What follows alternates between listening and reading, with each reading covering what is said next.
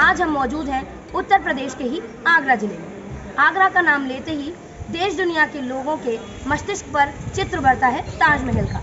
ताजमहल की खूबसूरती से पर्यटक आगरा की ओर खिंचे चले आते हैं। आगरा की तमाम तरह की कारीगरी एवं व्यापार यहाँ पर आने वाले पर्यटकों पर ही टिकी हुई है।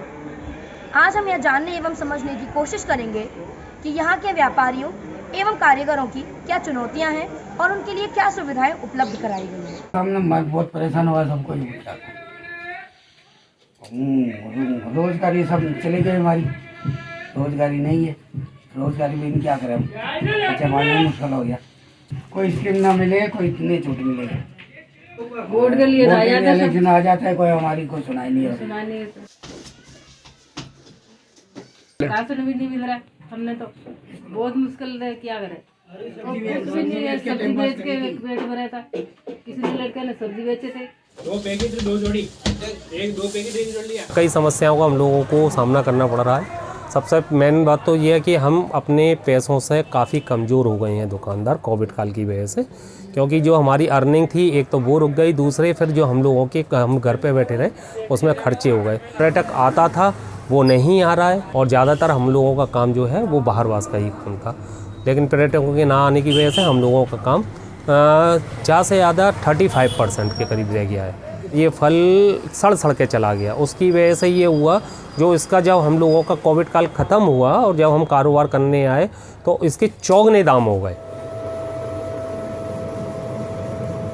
अब तक घोषणाएं बहुत हुई, लेकिन केवल दुकानदारों के पास कोई लाभ आया हो ऐसा मेरी जानकारी में अब तक नहीं आया। ये अपनी जो समस्याएं हम लोकल नेताओं से कहते हैं, लोकल नेता MLA से कहता है और वो वहीं की वहीं बात थमी रह जाती। गवर्नमेंट की कुछ जो नीतियां रहीं वो व्यापारियों के खिलाफ रहीं, उसका खामियाजा व्यापारियों को भुगतना पड़ा। आज स्थिति ये है कि यहाँ से पेठे वाले पलायन कर चुके हैं। जो किसी टाइम पे 300 साढ़े 300 भट्टियाँ थीं, वो आज 100 सवा 100 भट्टियों पर सिमट के रह गया है। कि जितना काम होता है उतने ही पैसे मिलते हैं, ठीक है नहीं। डिपेंड होता है कि जितना फुटफॉल होगा टूरिस्ट का, उतने ही आपको पैसे मिल पाएंगे। और एक दिन के अंदर मैक्सिमम 2 या मिनिमम 1 आप असाइनमेंट कर सकते हैं दिन के अंदर। और जब आपकी कमाई नहीं होगी तो आप खाएंगे क्या? तो इस वजह से परेशानी ये है कि रोज़मर्रा के खर्चों में भी दिक्कत आ गई। बेसिकली वो अब तक रिकवर नहीं हो पाए। यहाँ पर टूरिज़्म का आप इफेक्ट देख सकते हैं कि जो क्लाइंट पहले 100 था, अब वो 2 या 3 रह गया। तो जब तो हमारे पास सरकार की तरफ से कोई सहायता नहीं है। एक स्कीम सुनने में आई थी कि गाइडों के लिए, जो डिपार्टमेंट ऑफ टूरिज़्म के गाइड है उनके लिए 1 लाख रुपए का लोन इंडियन गवर्नमेंट ने कहा है। लोन, ठीक है। Loan means that you have to earn and repay. आपको कमाना है और वापस करना, ठीक है। और हमें चाहिए कंपेंसेशन, हमें चाहिए कंपेंसेशन। अगर मैं कमाता ही होता तो फिर मुझे लोन क्यों चाहिए था?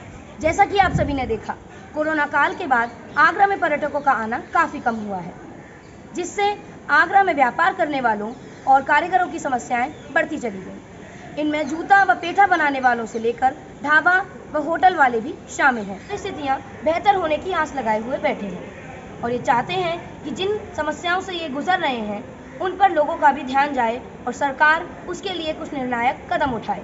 मैं दीक्षा मुखरिया, द क्विंट के लिए आगरा से।